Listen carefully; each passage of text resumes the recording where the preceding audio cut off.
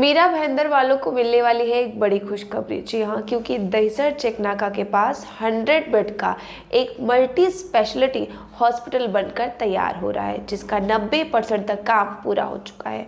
और इसी हॉस्पिटल का जायजा लेने के लिए एमएलए प्रताप सरनाइक और मनपा आयुक्त संजय काटकर यहाँ पर आए थे और उन्होंने इसका जायजा लिया। उन्होंने बताया है कि फरवरी सेकेंड वीक तक इसका काम पूरा हो जाएगा और इसकी ओपनिंग करने के लिए खुद चीफ मिनिस्टर एकनाथ शिंदे यहाँ पर आएंगे।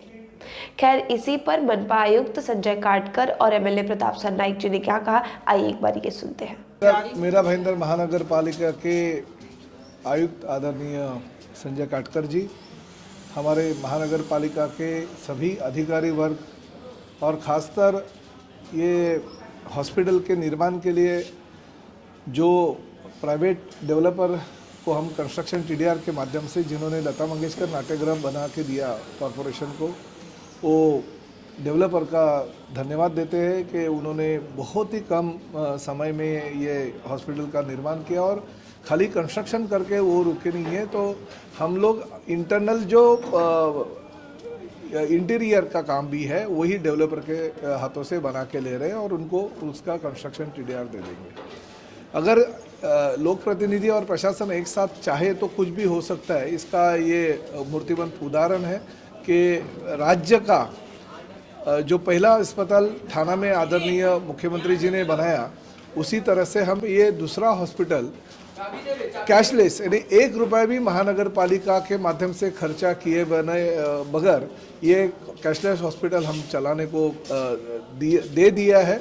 और माननीय संजय जी काटकर साहब ने बोला है कि थोड़ा बहुत काम की देरी आगे पीछे होती रहती है। अभी 90% से ज़्यादा काम हो गया, तो थोड़ा बहुत इधर उधर। और अस्पताल का काम ऐसा है कि कुछ भी अगर थोड़ा सा इंटीरियर का या सीमेंट का काम अगर करेंगे तो मशीनरी जो आई हुई वो ख़राब हो सकती है, इसलिए हम उसके लिए देरी नहीं करते क्योंकि पेशेंट के साथ खिलवाड़ हो जाएगी वो।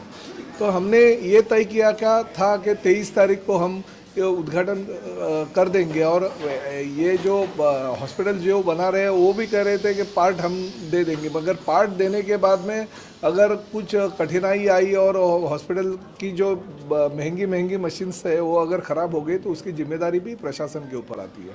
इसलिए हमने ये तय किया है कि अगले महीने में किसी भी समय, जैसे कमिश्नर साहब ने कहा कि दूसरे हफ्ते में हम हॉस्पिटल ओपनिंग कर देंगे। हम मुख्यमंत्री जी ने 23 तारीख तो दिया ही था, मगर अब हम उनके पास से दूसरी तारीख मांगेंगे क्योंकि 15-20 दिन की देरी इसमें होने वाली है।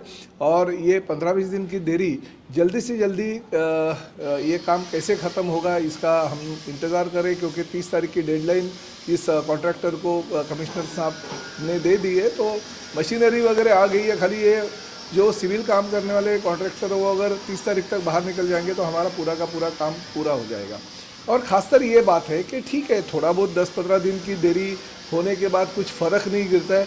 ये मीरा भाईंदर महानगर पालिका क्षेत्र में अगर सरकारी हॉस्पिटल में हम जाएंगे तो केस पेपर के लिए तो कुछ ना कुछ पैसा देना पड़ता है। यहाँ पे तो केस पेपर के लिए भी पैसा नहीं है।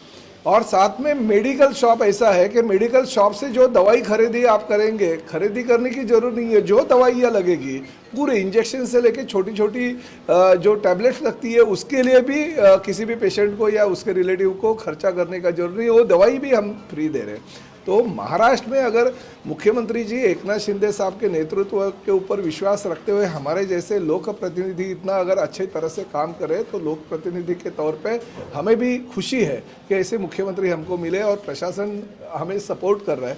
तो अगले महीने में दूसरे हफ्ते में ये हॉस्पिटल का लोकार्पण माननीय मुख्यमंत्री जी के हाथों से हो जाएगा और 100 बेड का ये हॉस्पिटल है, तब तक 100% पूरा हो जाएगा। आपण मीरा भाईंदर गावासाठी कॅशलेस हॉस्पिटलची सुविधा देणार आहोत।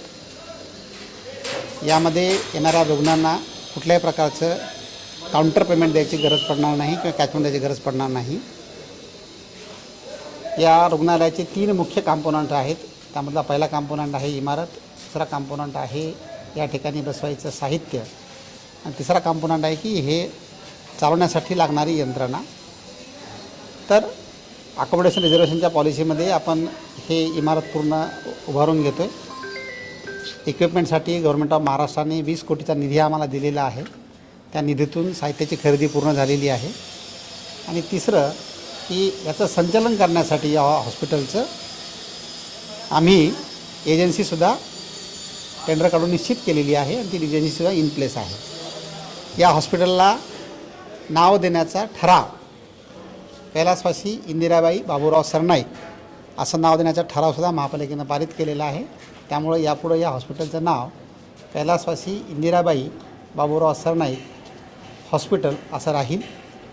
आणि हा संपूर्ण प्रकल्प विक्रमी वेळेत पूर्ण करण्यासाठी राज्याचे मुख्यमंत्री माननीय नामदार एकनाथ शिंदेसाहेब, 146 विधानसभा मतदारसंघाचे सन्माननीय आमदार प्रतापरावजी सरनाईक साहेब आणि महापालिकेची पूर्ण टीम ही एका विचारानं, एका मनानं, एका दिलानं काम करते. आणि म्हणूनच विक्रमी वेळेमध्ये हे हॉस्पिटल जनतेच्या सेवेत दाखल होईल. मी सन्मान्य आमदार साहेबांना विनंती केलेली आहे की आपण सन्मान्य मुख्यमंत्री महोदयांची वेळ घ्यावी उद्घाटनासाठी फेब्रुवारी महिन्यातली, आणि फेब्रुवारी महिन्याच्या आपण साधारणतः दुसऱ्या आठवड्यामध्ये याचं लोकार्पण करू शकू असा महापालिकेला विश्वास आहे. आणि माझी जाहीर विनंती आमदार महोदयांना आहे की आपण सन्मान्य मुख्यमंत्र्यांना आग्रह धरून उद्घाटनासाठी बोलवावं.